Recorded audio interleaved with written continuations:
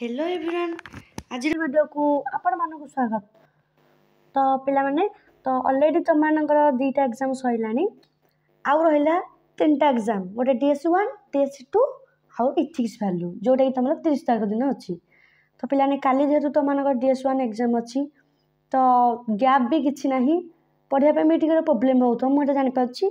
पिला ने तमंगु कहि रहउछि तुम माने फास्ट कोन करबो से गाइड जो अच्छी गाइड की बुक जहाँ सब अच्छी तो मैंने फास्ट से सारा कथा पढ़ीदेव प्रति यूनिट्र फास्ट कनसेप्ट जब तुम मैंने क्लीयर हो ना पाने तुम लंग क्वेश्चन खाली पढ़ी जीव से भर तुम मानकर 2 मार्क 1.5 मार्क 1 मार्क सब कभर हो पाने कनसेप्ट तुम मैंने क्लीयर होगी जाऊछ। आ जो मैंने भी चैनल को सब्सक्राइब करना चैनल को दयाकोरी सब्सक्राइब कर दिंतु एवं टेलीग्राम चैनल भी पे जॉइन हो जातु से सबू नोट्स पिला माने दिया जाइछि सबू ऑनर्स रो साइंस आर्ट्स सबू ऑनर्स रो दिया जाइछि। आ मते जो माने पर्सनल मेसेज करा चाहउछंती टेली माने यूट्यूब चैनल रे तमे मेंबरशिप नेकी जॉइन हो पारिबो आ टेलीग्राम रे स्टार जे की पर्सनल मेसेज करि पारिबो। प्लान देखो बतानो DS1 रो एजुकेशन ऑनर्स DS1 रो बतानो किछि क्वेश्चन बताना हमें डिस्कशन करबा जोर कि तुम मानक पई हेल्पफुल हो पिला माने। तो देखो पिलाने 1 मार्क 8टा माने तमर एटा पिला माने टोटल 60 मार्क। देखो 1 नंबर ए देछि माँ द्वारा व्यवहृत भाषा ही डैश प्रथम भाषा कि मातृभाषा कि मौलिक भाषा कोटा हम तुम मैंने लिखिब डैश रे। बी रे आम भारतीय संविधान रे 8म अनुसूची रे डैश टी भाषा को आधुनिक भारतीय भाषा रूपे मान्यता दिया जाइछि 22 32 12 देखिबो कोटा। सी रे भाषाविद डैश को मत हेउछि मनुष्य मानक मध्य परस्पर भाव विनिमय सहायक संकेत मानकर व्यवस्था हेउछि भाषा डॉक्टर वासुदेव साहू जे बेंद्रिज LS ग्रे देखिबो कोटा। डी रे देछि आम जीवन डैश आम जीवन रे प्राथमिकता बहन करथाय प्रथम भाषा द्वितीय भाषा तृतीय भाषा देखिए पिलाने कोटा। ई रे देछि पिलाने भारतर नवीनतम जातीय शिक्षा नीति डैश 1968 1986 2020। नेक्स्ट पिलाने देखो तुम भावावेग एवं रसानुभूतिर उपलब्धि और परिप्रकाश जनित सामर्थ्य भाषा शिक्षण डैश उद्देश्य अंतर्गत ज्ञानात्मक भावात्मक कौशलात्मक। जी रे देछि ठीक रूपे भाषा को लेखि पारिबार सामर्थ्य डैश उद्देश्य अंतर्भूत कौशलात्मक ज्ञानात्मक भावात्मक। देन हो पिलाने एज रे तमानकर देछि विभिन्न जुगर साहित्यिक रचना संबंध रे ज्ञान डैश उद्देश्य द्वारा साधित होइथाय कौशलात्मक भावात्मक ज्ञानात्मक। पार्ट 2 पिलान देख 2 नंबर रे निम्नलिखित जेकोसी 8टी उत्तर 2टी बा 3टी वाक्य दियो 1.5 मार्क रो। ए रे सहकर्मी मूल्यांकन कहले कोन बुझ पियर असेसमेंट कहले त माने कोन बुझ लिखिबो 3-4 लाइन त माने लिखिबो। मातृभाषा और प्रथम भाषा मध्य रे प्रभेद कोन। सी रे प्रथम भाषा ओडिया शिक्षण 3टी प्रमुख उद्देश्य कोन लेख।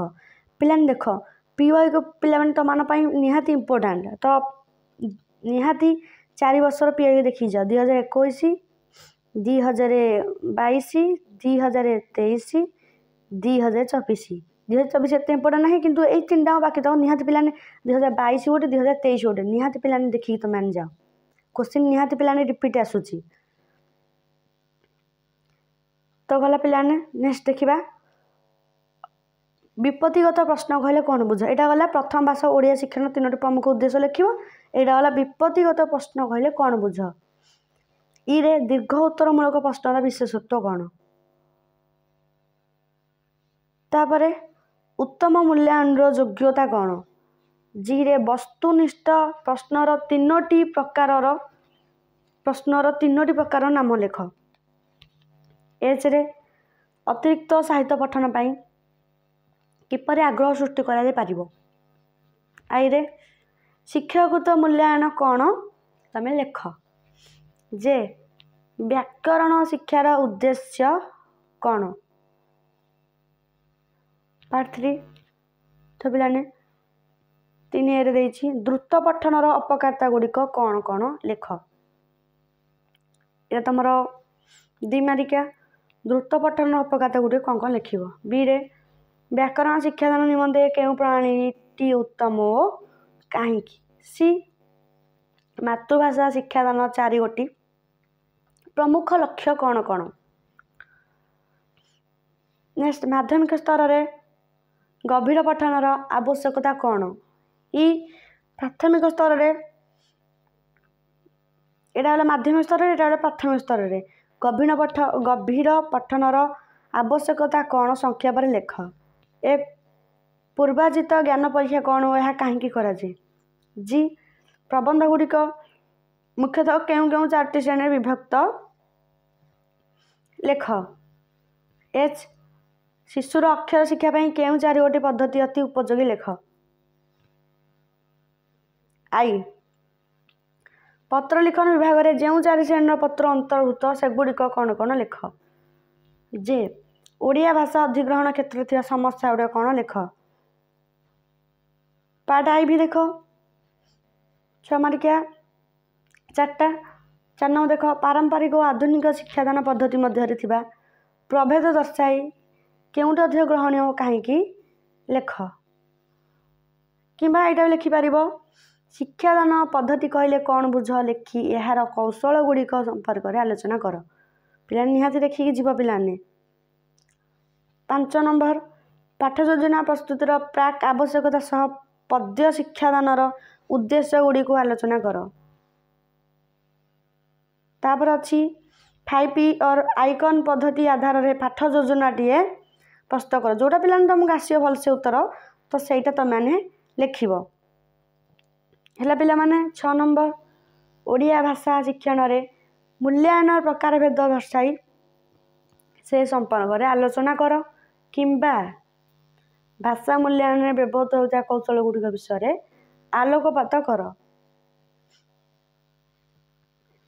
7 नंबर पिलाने भाषा विकास में प्रतिबंधक सृष्टि कर संभाव्य उपादान गुड़िक उपर आलोचना कर। देख किंबारे कौन देछि ना ओडिया पाठ्यपुस्तक विश्लेषण दिग विदिग उपर आलोचना करी निजर अभिमत दियो। पिलाने जोटा आसो तुम से लिख। और रहा पिला माने जो माने सब्सक्राइब करना प्लीज टिके चैनल को सब्सक्राइब करके शेयर करूँ। और टेलीग्राम चैनल में पिलाने टिके जॉइन हो जातु। नोट्स तो मानू से ही पिलाने मिल जाव।